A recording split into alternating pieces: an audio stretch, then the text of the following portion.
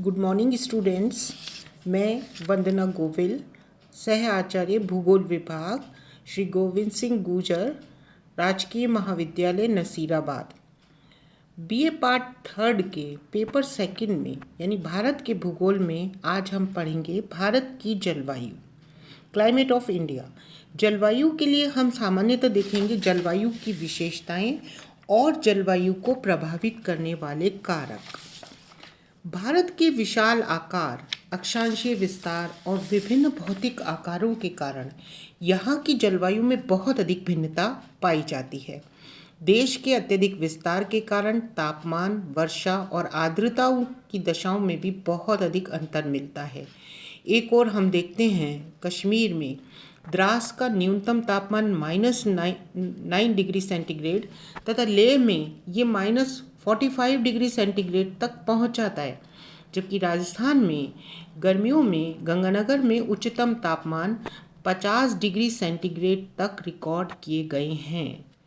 इसी तरह तापांतर के विषय में हम देखें, तापांतर से हमारा अभिप्राय है दिन के अधिकतम और रात्रि के न्यूनतम तापमान में अंतर। कोच्चि और तिरुवनंतपुरम का औसत तापमान 27 डिग्री से ऊपर नहीं होता, ना ही न्यूनतम तापमान 23 डिग्री से नीचे होता है, जबकि आंतरिक भागों यानी पंजाब और पश्चिमी राजस्थान में दैनिक और वार्षिक तापांतर बहुत अधिक होता है। इसी तरह हिमालय के अधिकांश पहाड़ी क्षेत्रों में अगस्त में आर्द्रता 100% तक पाई जाती है और आकाश मेघाच्छादित रहता है, जबकि दिसंबर माह में इन्हीं स्थानों पर वार्षिक आर्द्रता 15% तक रह जाती है। कर्क रेखा देश के लगभग मध्य से गुजरती है। दक्षिणी प्रायद्वीपीय भाग तीनों ओर से समुद्र से घिरा है। दक्षिण में विषुवत रेखा की निकटता भारतीय जलवायु को उष्णकटिबंधीय स्वरूप प्रदान करती है, जो इसे उष्ण मानसूनी जलवायु का रूप भी प्रदान करती है। उत्तर में हिमालय की ऊंची हिमाच्छादित श्रेणियां शीतकाल में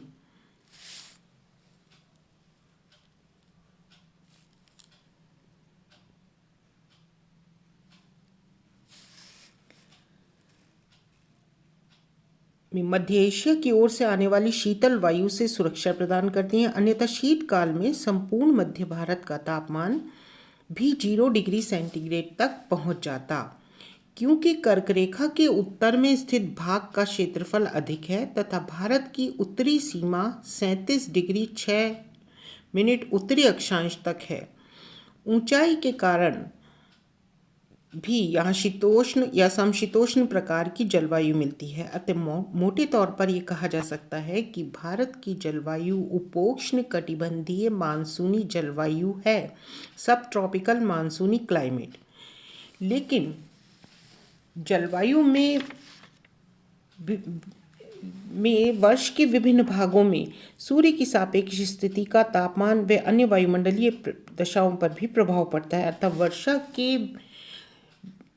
वर्ष के विभिन्न भागों में इन तत्वों के क्षेत्रीय वितरण व विशिष्टता व सघनता को समझना भी आवश्यक है। भारत का दक्षिणी भाग अधिकांशतः उष्णकटिबंध में और उत्तरी भाग उपोष्ण और समशीतोष्ण कटिबंध में स्थित है। उत्तरी भाग में वर्ष में स्पष्टतः 3 ऋतुएं अनुभव की जाती हैं। प्रथम ग्रीष्म ऋतु के जो मार्च के आरंभ से 15 जून तक होती है। दूसरी वर्षा ऋतु जो मध्य जून से मध्य सितंबर तक रहती है। तीसरी शीत ऋतु जो कि अक्टूबर से प्रारंभ होकर फरवरी तक रहती है। इसके विपरीत यदि दक्षिण भारत में हम देखें तो वर्ष भर मौसम एक सा रहता है। स्पष्ट शीत ऋतु यहाँ नहीं होती, किंतु वर्ष में सभी ऋतुओं में मानसूनी प्रभाव को स्पष्ट रूप से देखा जा सकता है। इसलिए भारत सरकार के मौसम विभाग ने वर्ष को 2 प्रमुख ऋतुओं में बांटा है। पहला है उत्तर पूर्वी मानसून पवनों का मौसम या ऋतुएं।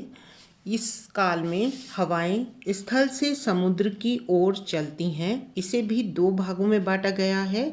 शुष्क शीत ऋतु जो 1 दिसंबर से 15 मार्च तक रहती है। दूसरा उष्ण शुष्क ग्रीष्म ऋतु जो 15 मार्च से जून तक रहती है और इसे हम संक्रमण ऋतु भी कह सकते हैं।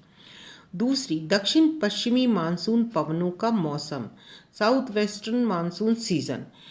इसे भी दो भागों में बांटा गया है। वर्षा ऋतु, रेनी सीजन, जो कि 15 जून से 15 सितंबर तक रहता है। इसे हम दक्षिण पश्चिमी मानसून हवाएं इसमें चलती हैं। दूसरा, शरद ऋतु अथवा मानसून प्रत्यावर्तन काल, सीजन ऑफ रिट्रीटिंग मानसून, जो मध्य सितंबर से नवंबर तक रहता है। पहला हम लेते हैं इसमें शीत ऋतु। 22 दिसंबर के बाद से 22 दिसंबर को सूर्य मकर रेखा पर सीधा चमकता है।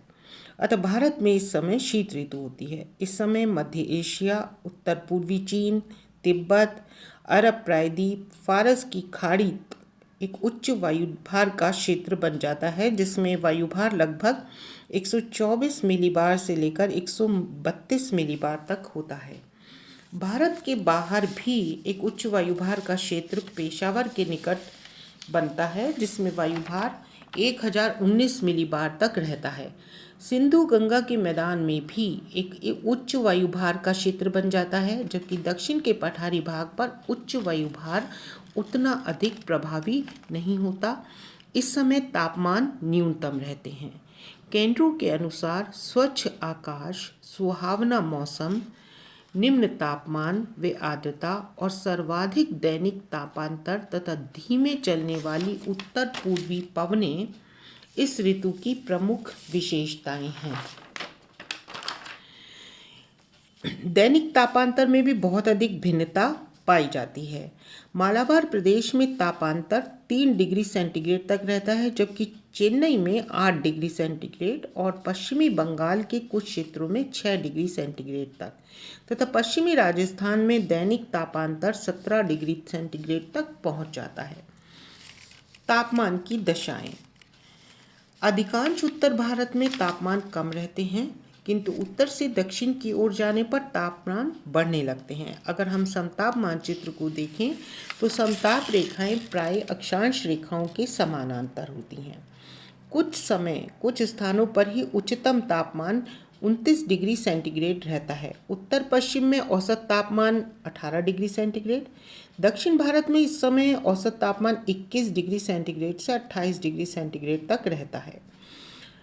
गंगा सिंधु के मैदान में तापमान 10 डिग्री सेंटीग्रेड से 20 डिग्री सेंटीग्रेड तक पहुंच जाते हैं। सबसे न्यूनतम तापमान उत्तर पश्चिमी भारत, हिमालय पर्वत श्रेणियों, कश्मीर और राजस्थान के मरुस्थलीय भागों में पाए जाते हैं। रात्रि में तापमान कई बार हिमांक बिंदु से नीचे भी चला जाता है। संपूर्ण उत्तर पश्चिमी भारत तथा मध्यवर्ती भारत में जनवरी व फरवरी माह में पाला पड़ता है। जनवरी में आदमपुर पंजाब में, चूरू, बीकानेर और फलौदी राजस्थान में न्यूनतम तापमान -3 डिग्री सेंटीग्रेड तक अंकित किए गए हैं। इस समय हिमालय क्षेत्र में भारी हिमपात के कारण दिसंबर से मध्य फरवरी तक शीतलहर भी चलती है। जनवरी में कैस्पियन सागर व रूसी तुर्किस्तान की ओर से चलने वाली ठंडी पवनें भारतीय क्षेत्र में प्रवेश कर जाती हैं। इससे तापमान अचानक नीचे गिर जाते हैं और शीतलहर चलने लगती है तथा घना कोहरा छा जाता है। उत्तर पश्चिमी पंजाब, हरियाणा और राजस्थान में पाला भी पड़ता है, किंतु समुद्रवर्ती भागों में पाले की संभावना नहीं रहती। वर्षा। शीत ऋतु में प्राय दक्षिण पूर्वी तटीय भाग यानी कोरोमंडल तट पर अर्थात तमिलनाडु के तटीय भागों व कर्नाटक के तटीय भागों पर लौटते हुए मानसून के द्वारा वर्षा होती है। तमिलनाडु तट पर औसत 10 दिनों में 25 सेंटीमीटर तक वर्षा हो जाती है, जबकि कर्नाटक में 2.5 से 5 सेंटीमीटर तक की वर्षा केवल 2 या 3 दिन में ही हो जाती है। उत्तर पश्चिमी भारत में भी वर्षा मुख्यतः भूमध्य सागर की ओर से चलने वाले चक्रवातों के द्वारा होती है। कुछ चक्रवातों की उत्पत्ति फारस की खाड़ी व अरब सागर में भी होती है। सामान्यतः इनका मार्ग हिमालय पर्वत की तलहटी वाला क्षेत्र ही होता है तथा 21 डिग्री उत्तरी अक्षांश के दक्षिण में इनका प्रभाव नहीं रहता। महान हिमालय व उप हिमालय में इनके द्वारा हिमपात भी होता है। हिमाच्छादित पर्वतों की ये पवनें शीतलहर के रूप में यानी कोल्ड वेव्स के रूप में मैदानी भागों में भी चलती हैं, जिससे तापमान गिर जाते हैं। इसके कारण ओले भी गिरते हैं, जिससे फसलों को हानि पहुंचती है।